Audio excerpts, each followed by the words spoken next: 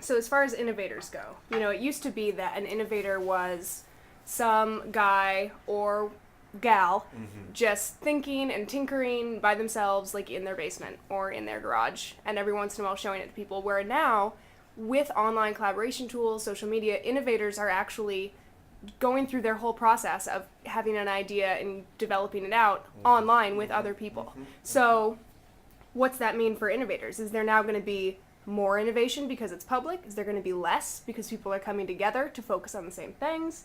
Does that mean tools are now going to do... Yeah, it's funny. The more, just hearing you ask that, the more and less question. The more and less question is interesting because it makes me realize the fact that there's almost no metric for innovation that anyone could agree with. The word innovation has been so horribly debauched. I saw something from Toyota, I don't know, a few months ago talking about innovative new colors. And I thought, I bet not. I bet they're the pretty same. Sure we still have the same spectrum. Yeah, then. pretty sure that they're probably colors that have been seen before. They may have meant new paint, new finish, whatever. But the application of the word innovation in that sentence just struck me. Innovative new colors? No, I doubt it. And so you kind of have to. So when I'm thinking about innovation, I try and make myself replace the word innovation with the phrase practical surprises. Because I think that's mainly what we're talking about. It's stuff that is both, oh, I would never have thought of that, and, but I see it works. And if you don't get both halves of those things, right? Practical stuff is a dime a dozen, surprises are a dime a dozen. Practical surprises are tough. And what's so interesting, I think, about the collaborative tools right now, a lot of the focus is on large-scale communities, right? The number of people participating in the creation of the Apache web server, the creation of Wikipedia, participation in Obama's campaign, and so forth. But a lot of the really radical innovation work is happening in small groups, because a really good predictor of where new ideas come from aren't just to locate smart people, it's to locate small groups of smart people sharing their ideas with each other. Not large groups, right? Not everybody can read everybody's stuff, and not lone genius working in a garret, but a dozen people, 20 people in a kind of loose association. And when you look at the history of innovation, whether it's in the sciences or the arts or engineering, over and over again, you see these groups come up, right?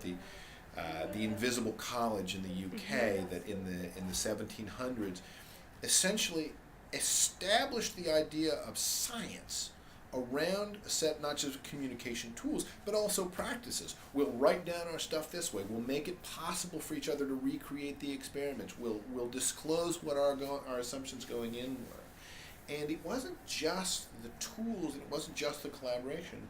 It took cultural norms. It took a group of people saying, we're going to share, as opposed to doing what the alchemists did, which was to hide. And what's so interesting is the criticism of the alchemists in that era wasn't because they'd failed to turn lead into gold.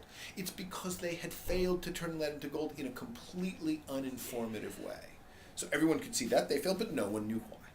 And when the critique moves to the mechanism of failure rather than the outcome, that was such a huge cultural shift, right? The French Impressionists, right?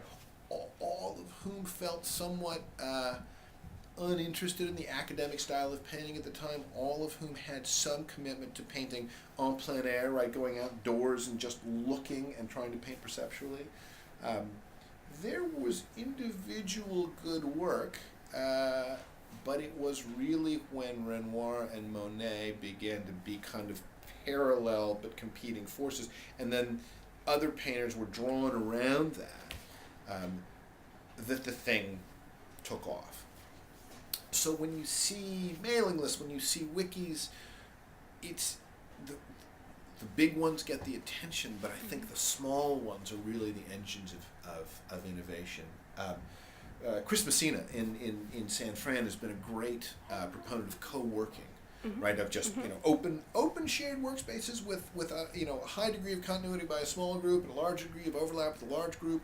And those seem to me to be incredibly fruitful potential spaces for innovation, because it's when you've got about 85% of your idea and somebody goes, hey, you know what I saw the other day?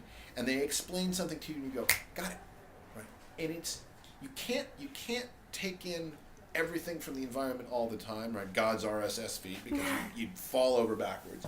But you also can't lock yourself down. And finding that middle ground of being just open enough to your surroundings in an environment that's just rewarding enough to that openness. That suggests that work on small group design is where the crazy stuff on innovation is going to happen.